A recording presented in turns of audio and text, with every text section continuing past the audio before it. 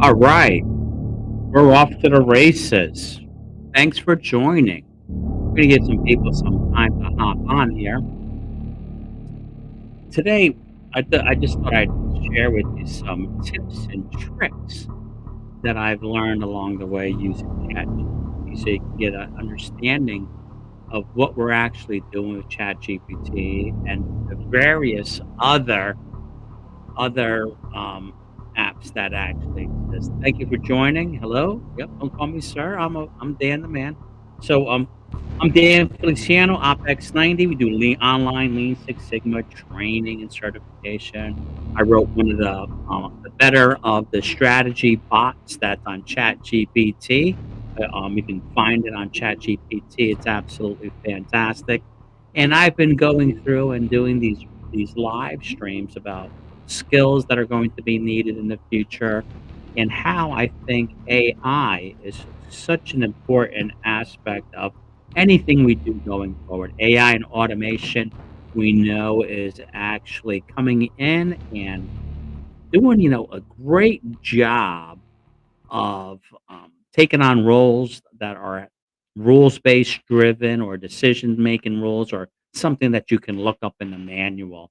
And I know governments haven't really embraced it just yet, but I'm really excited to see what governments and public sector organizations actually do with these AI agents and chats and chatbots to drive down our costs, right? I think all of us agree we're paying way too much taxes, and there's a solution here that is just going to be just as good as anything else. So again, what are the skills that are going to be required? I sound like a broken record, but we need to hit on this, right? Critical thinking skills. Your data research. Do a search anywhere. What skills are demand in the age of AI and automation, right? And you're going to find that Lean Six Sigma will basically cover a lot of those skills. So you hear critical thinking. Everyone says they have critical thinking skills, but we don't. We can do a quick test. I shared some thoughts with you on how to do a quick test on people's critical thinking skills, and I'm interested in hearing your results. Complex problem solving, as usual, complex problem solving is a highly in demand skill now. People have gotten progressively worse, in my opinion, at solving problems. They'll jump onto a pet solution that they want to put in place, and that becomes their problem solving. They're defensive when you ask them for, what route, how did they evaluate their problems. So we're living in this age of where everybody's offended, and it's in hampering our ability to solve problems. Data literacy, and that includes statistical thinking, is hugely important, right? You get those clowns that when they give you your report every day, they're just looking at averages, right? Average doesn't do me any good. No one experiences the average. I need more meat and potatoes on that. So we're looking for data literacy, and that includes statistical thinking about our data. Data analysis is huge. You might say, hey, you know what? I'm an executive. I'm senior. I'm a senior level person. I don't have to deal with that. I shouldn't be doing data analysis. Well, you should be checking the numbers, right? And if you're not a good data analyst, you can't do that. Innovation is going to be key. Now, I think there's a huge opportunity to innovate and use chat using these various large language models, all these agents that are coming out now to help us innovate and understand things and understand our data. So again, I think there's many, many jobs and careers out there that are going to be just wiped out by Chat GPT and the various other large language models that actually exist because they can do them better, they can do them faster, they can do them at a lower cost. And people say, "Oh, Dan, but the data, you can't trust AI, you can't trust any of that stuff." Well, how many of your employees are walking out with all your files on their disk? How many employees are calling out for a long weekend, right? I'm giving, give me a break. There's going Chat GPT will go down, Claude will go down, all those AI models will go down, but, don't let that fool you, right? We're not digging ditches with spoons, like I say, A lot of people would have thrown out dump trucks and bulldozers and bucket loaders, sticking with, digging ditches with spoons, and that's not what we're about. Today, what I wanna cover, though, is some quick little things I think you're going to be shocked that AI can do and AI can do well. And in particular, we're gonna use Chat GPT, but I might also flip on over and try Claude, right? By Anthropic. Claude is a great AI model. There's just not one AI model out there. I can name a handful right off the top of my head that I use for various purposes and reasons. But today I just wanted to touch base on, look, you know, doing statistical analysis. A lot of people will freak out over it and not really understand what to do. But we can use the various tools out there, such as ChatGPT, to help us do that. We can, if we have the right prompt, right? And that's the other thing. Dan, I tried with the large language models; they suck. Well, show me the prompt that you use. It's probably the prompt and the instructions that you gave it that really suck, right? What I've found is when you write a decent prompt, you get a decent response, and you can even ask it to prompt you in return and ask you for greater detail. So, this isn't going to be about how to write great prompts. Um, if you want to check out a great prompt that I wrote, go to the Stratabot, or Strategy Bot. Just like type into Chat GPT, um, in the GPT sections, which are pre-programmed bots, OpEx90, and you'll find my bot in there and give it a shot. That bot is fantastic. I'm working on the second, 2 add-ons to it, and you're gonna be shocked at the strategic assessment that thing does. It's just freaking mind-blowing. People absolutely love it. Makes me so proud, to get to read the comments and have, people talk to me about it. So there's all sorts of, little bots out there like that that we can use, but we're gonna talk about dropping in some data. We're gonna drop some test data, and I'm gonna demonstrate to you, and, we'll look at the warts. This may not work out perfectly well. We're gonna do a dry run, so what I did is I created a script, and already like a little prompt, so we don't, you don't have to watch my typing. My typing's awful, right? So you don't have to watch me type. So we're gonna enter a prompt in, and the prompt is going to ask us for some descriptive statistics, right? So, hey, you know, can you provide us with some descriptive statistics about the data that I'm putting in here, right? Some basic analysis, and some of you might freeze already, and it's a tragedy. If you're already thinking, "Oh, man, this has me on edge." Remember the skills that are required in this new age, right? Critical thinking, complex problem solving, data literacy, which includes statistical thinking, data analysis, right? If you don't have those skills and you're a meme critical thinker, you're screwed. You're gonna be screwed. So let's do this. I am going to grab a prompt that I already wrote in some data. I'm gonna share it with you. I'm gonna grab this. Give me a second. I'm gonna share my screen with you, the Chat GPT screen, and I'm going to plop that data in there, and then we're gonna interact with the data. We're going to have some fun with the data, right? We'll try to do a histogram, right? Supposedly, Chat GPT's ability to create graphs and interpret graphs has improved. Maybe do a little box plot, right? I know, since you're all great critical thinkers, since you're all great complex problem solvers, since you're all data literate, you know what a histogram is already.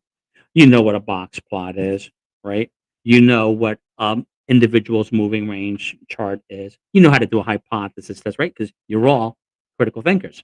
So let's get into this. I'm going to share my screen. We're going to have some fun here.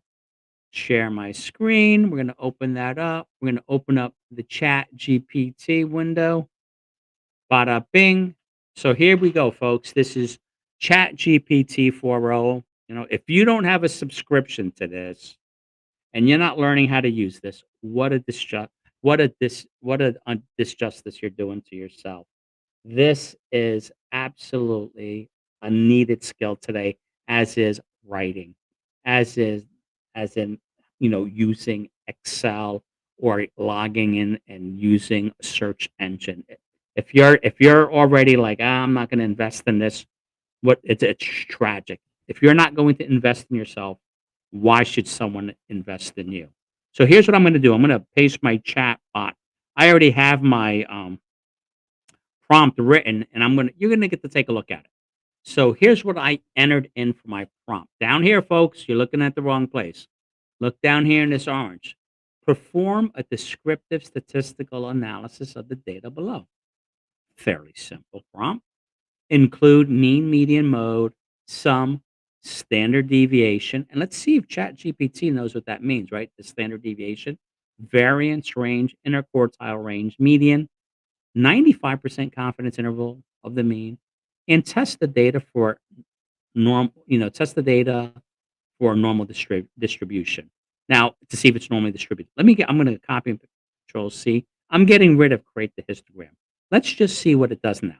Now, if you're a data-driven decision thinker and decision maker like you claim to be, most of you, you will understand what all these metrics are, right? Because this is how we get the data-driven, right? Averages don't tell us anything.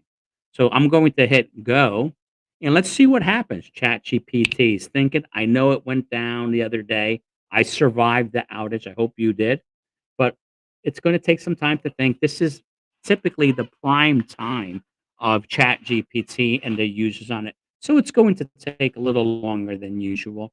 And I have it doing some calculations. It's just not going out and bringing back data. Lo and behold, look at this. It's bringing back some fantastic information. And I don't know if this is actual, if this data is factual or not. You know what? I'm going to have to grab this data real quick. I should have done this in advance, and I'm gonna plop it into my absolute newest and most favorite statistical analysis package called Data Tab, right? Data Tab is a great program. I'm just gonna share the screen with you. So I'm gonna take that same raw data that we used, and I'm plopping it into Data Tab. Stop sharing this screen um, and go to data tab. I'm gonna stream a different. Uh, Here's data tab. You're gonna see it in a second. I took that same exact data. I dropped it into data tab. One of the easiest to use statistical packages. Let's calculate the mean, median, mode, on the standard deviation, the variance, the interquartile range. Let's grab that. Let's also take a look at the 95% confidence interval of the mean. Test it for normal distribution. I'm just going to take a quick look here. The data is just barely normally distributed. There's the histogram. Mean, median 18.2, 18.1, 18. Great. Looking looking good. I'm going to go back in and share. Let's go see what ChatGPT came up with. We're going to compare and contrast. You have this memorized, folks? Because I do. So let's go back into ChatGPT and share a different screen. I'm going to come in here. I'm going to go to my Chat GPT. Give me a second, folks. Hang on. Here's what Chat GPT came out with. Look at that. That is absolutely amazing. Here is the descriptive statistics for the data you're looking for. It provided let me check those answers. Yep, it provided the right answers for us. It says our data is normally distributed. I like using the Anderson-Darling test. That is the one that I frequently use. Um, and let me just stop this. Let me go back and I just want to stop sharing these tabs. We're going to come back here and I'm going to share a different tab. I have too many tabs open here. Let's just share a different screen. I'm going to share that Chat GPT screen with you. We're going to be clean about this. So here is the data that we're looking for. And wow, look at this. It even gave you the interpretation for the data. I don't remember asking for that, but it gave us the interpretation of the data. This is the data has a mean value of 18.196 with the median slightly lower than 18.1. The most frequently occurring value is 18. What is that known as? The mode. The data is relatively consistent as indicated by the low standard deviation and its low variance. This is beautiful, right? The range of the data is 2.8. Now watch this, folks. I'm going to give it another prompt. You might say, no one's really going to understand that. Despite all those data-driven people out there and those critical thinkers, they're not going to understand this. So describe the results to let's say an eighth grader. We're going to go for an eighth grader, an eighth grade, an eighth grader. and we're just gonna put 8th grader, and let's see what happens. Watch this. I'm expecting this to be really cool. So again, what we're doing, folks, I'm Dan Feliciano from OpEx90. We do Lean Six Sigma training and strategy consulting and all that good stuff. I'm just here showing folks and you how we can use ChatGPT as an analytical tool and how we can use it to help us communicate the results better. We just ran a series of test data in there, and I compared it to my favorite app, my statistical app called DataTab that I love, and the results were right on the money. So here I said, hey, you know what? Describe this data to an 8th grader. And look what it said here. Sure.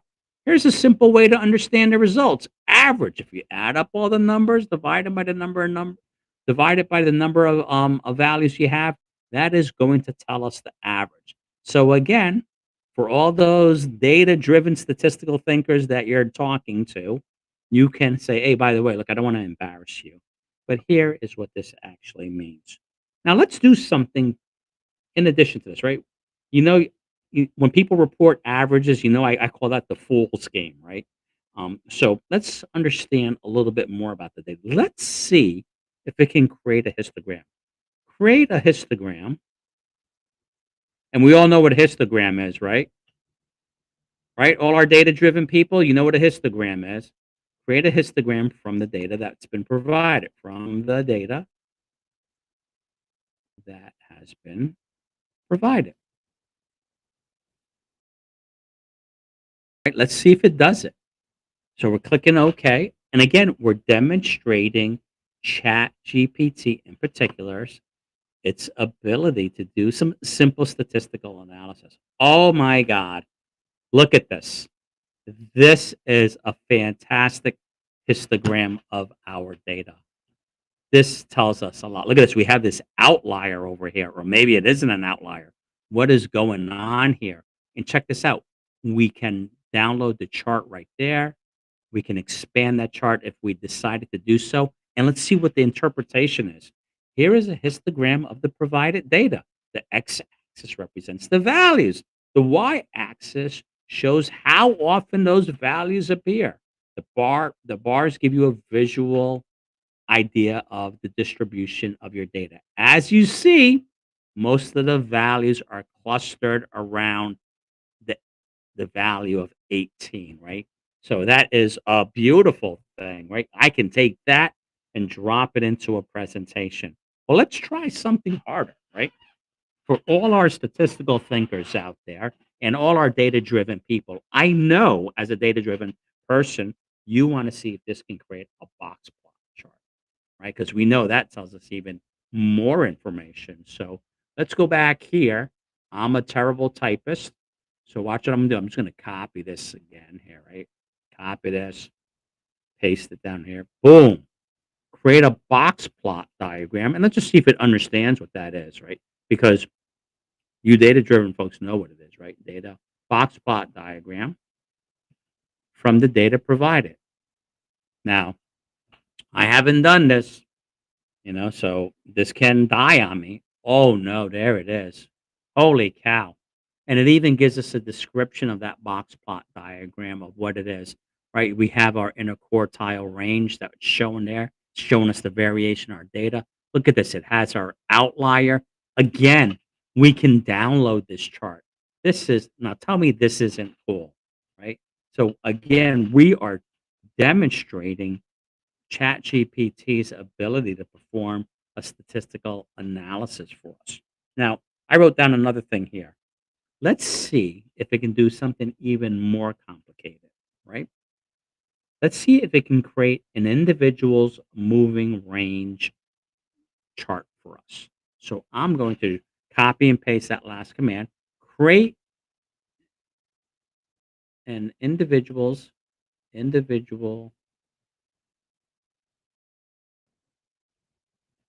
moving range control chart.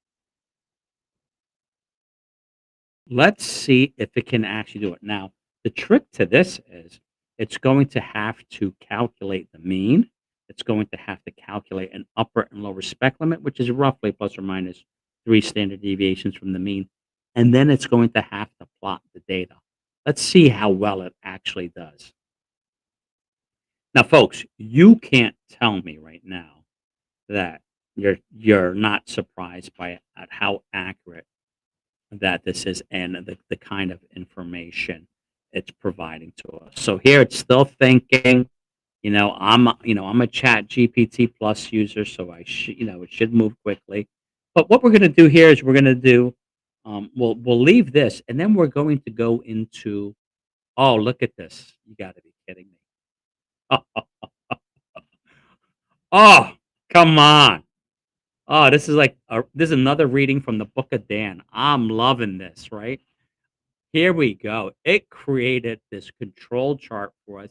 It even labeled it, right? The top plot shows the individual values of the data. The green dash line represents the mean value. The red line indicates the upper control limit and the lower control limit. These limits help identify if any values fall outside the expected range. The bottom plot shows the moving range, which is the absolute difference of consecutive values. Look at that. Oh, man. This chart helps to monitor the stability and variability of data over time. Now, come on, folks. Tell me this is not the coolest thing you have seen in a long time, right? So here, we just took a simple set of data and we had Chat GPT create some descriptive statistics. Let's take a scroll back up, a scroll down memory lane, if you will. Here is the prompt that I used, right? Very simple prompt and a very simple set of data. And I said, hey, let's try it out. You know, provide some descriptive statistics. In particular, I want to see the mean, median, mode, standard deviation, the variance, the range, interquartile range, the median, 95% confidence interval of the mean. And you all know why that 95% confidence interval of the mean, right? Now, how many of you are data driven out there? Raise your hands. What's the 95% confidence interval of the mean? Right? This number we're very interested in. Okay, yeah, great. All right, so here, look at it. It did a beautiful job for us. It gave us the data, gave us that 95% confidence interval of the mean. I asked, and it gave us an interpretation of the data, which was beautiful. And then I asked it to explain the data to an eighth grader, and it gave us some very simple descriptions. I asked it to create a histogram. Oh, man, this is beautiful, right? And I understand I can click in here if I wanted to, and I can start editing it. Oh, no, I didn't want to do that. It's going to start editing it. I asked it to create a box plot, which is a little more sophisticated. And then I asked it to create a control chart. Oh, let's see if it will do a rain cloud chart. That's fun. Create a rain cloud chart. Now, some of you probably don't know what a rain cloud chart is, but if you go to data tab, I think it's datatab.net, you can put your data in there and it gives you these beautiful rain cloud charts. And let's see if Minitab can do it. I don't suspect that it's going to be able to create a rain cloud chart for us, but let's check it out. It's thinking, it's analyzing the data. Nope, it's not. That's not what I was looking for, right? Data tab does a much better, but this isn't interesting. It's like a scatter plot, if you will. Not quite what we were looking for, but that's okay. I didn't think it was going to be able to do that. So I'm going to stop sharing the screen and let's go back and see. What are your thoughts in the chat? Are, is this not the coolest thing, right? The ability to create and do a descriptive statistics with your data and understanding it better and then asking chat GPT, hey, help me out here. Help me interpret this data and what it means. What we're going to do now is I'm going to go and open up Claude, which is another model. I'm not going to open up Gemini. I'm not going to open up the Google model. Let's try Claude and see if it can give us the same descriptive statistics. What I'm going to do is I'm going to plot that same prompt in there. So give me 1 second here. I'm going to open up. I got to go in here and open up that AI model. Let me go back and get Claude. I'm opening up Claude. I'm going to share that screen. Let me log in with my email address. Give me a second. I wasn't really expecting to do this. I was going to just share with you some simple stuff.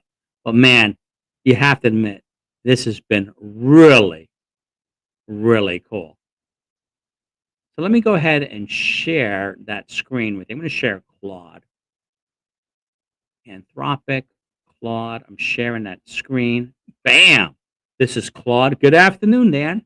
What I'm going to do in here is I'm going to find that prompt. You see that? Oh, that's not the prompt. Yeah, hold on. Let me get. I thought that was the prompt. Let me find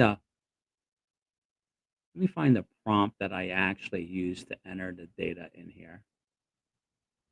So here is the prompt, right? Perform descriptive statistic analysis. Let's see how well Claude does. Again, Claude is another example of a large language model that exists. And bam, look at this. Holy cow, it has given us a great result here. This is the no cost version of Claude or the low cost or no cost. And you can see I still think it had great histogram. The histogram in here is not quite as cool. But look, it did all the calculations. It described the calculations to us. Let's see which test for the normal distribution. Again, it looked at the Shapiro-Wilk test, right? I like the Anderson-Darling test. That's what I typically use. This was an attempt of a histogram. Wasn't that great, but it was still an interesting showing, right? So we can get a look at that data and see what it looks like. So not too bad, right? We could ask it questions. So what were your thoughts, right? So we just took a quick look at Claude, and we have to admit that was pretty cool, right? That data, its ability to look at those large language models was kind of cool.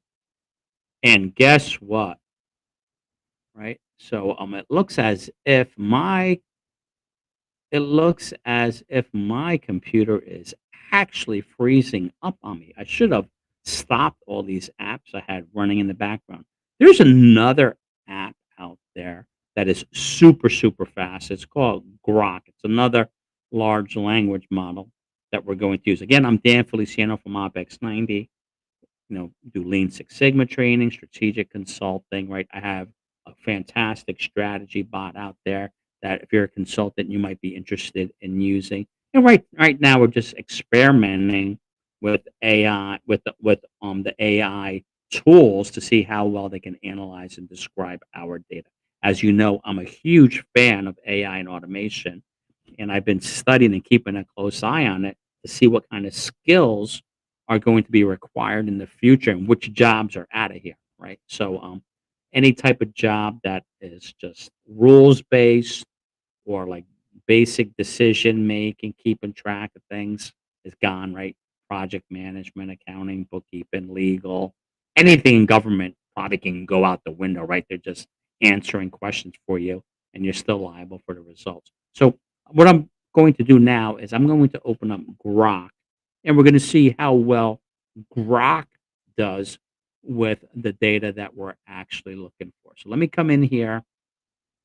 I'm I don't want you seeing my whole screen, my whole setup here. It'll scare you. You start seeing all the stuff that I've been doing with ChatGPT. You'll be running for the hills. Now, Grok will give us, I'm going to share that screen with you right now. Grok will give us the ability to pick and use other large language models. And we'll go through some of these large language models. Right now, let's see. Let's go with Llama 3. Llama 3, as you know, is made by Meta, formerly known as Facebook or whatever. What I'm going to do in here is I'm going to drop this same prompt in here that we used earlier. Oh, hold on, it's not seeing it. I might have dropped the wrong prompt. Let me up. I didn't put the right prompt in there. Give me a second. I'm going to put the right prompt in there.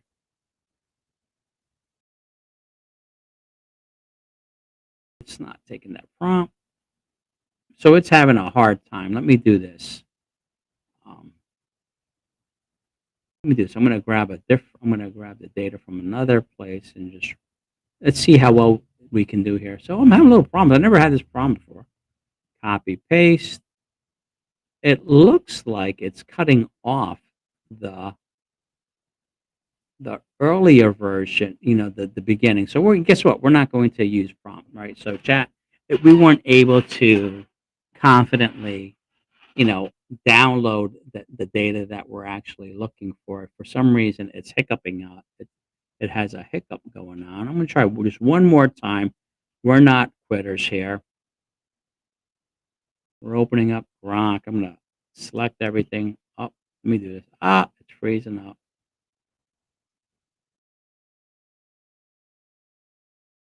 Let's see if I can just drop this in here and see what happens. Yeah, so we're having a little problem with this. So Grok, it may not be working that great. It's a really fast processor, and that's just another one of the large language models that exist out there. So again, what I was just trying to demonstrate, and I think we've successfully done so, is to demonstrate the ability of these large language models to do some simple statistical analysis, and that was fairly complicated, right? We had to create a histogram. It described it. It was beautiful, right? It was nice and colorful. I bet you we could have changed the color of that histogram. We asked it to create an individual's moving range chart for us, right? A control chart. We asked it to do a rain cloud. We didn't expect it to be able to do a rain cloud chart, but it was still interesting. Let's go back and check it out and say, "Hey, look, I need to create a simple report on that data. Can you help me write a simple report that describes the data that we've seen?" Let's see what ChatGPT comes up with. That's the model we're going to use. So I'm going to go back here and I'm going to share my ChatGPT window with you. Bam! And here is the results that we've seen. And I'm going to say, create a report that describes the data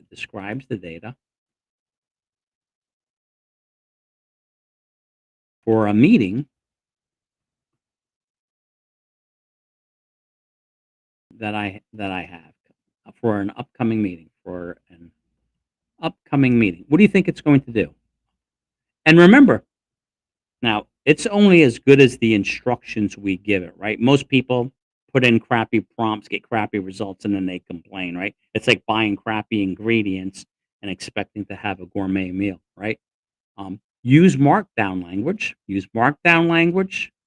markdown style, because we want this report to pop, right? Markdown style, bolding, and italics, right? Let's see what it does. Now, is that how you write your prompt? Data analysis report. Here it comes. Wow, an overview. It provides the data set provided, the summary statistics, an interpretation of the values. Look at that. It's using bolding for us. Remember, I said use bolding. I don't see any italics in here. It looks like it's choking, right? Something happened here. The box plot didn't quite come out. That could be, any number of reasons, but we could probably include it in here later on. But here we can just grab that data and put that box plot right in there. So we can do again all sorts of all sorts of cool things. Let's ask it a more technical question. What proportion of the data is? Let's look at our data. The mean is 18. Where's the standard deviation? 18. Let's ask it what proportion of the data is greater than 19. What proportion?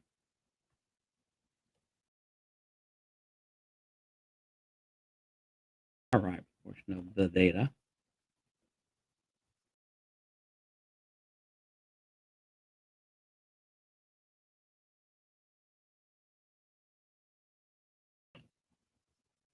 All right, here we go.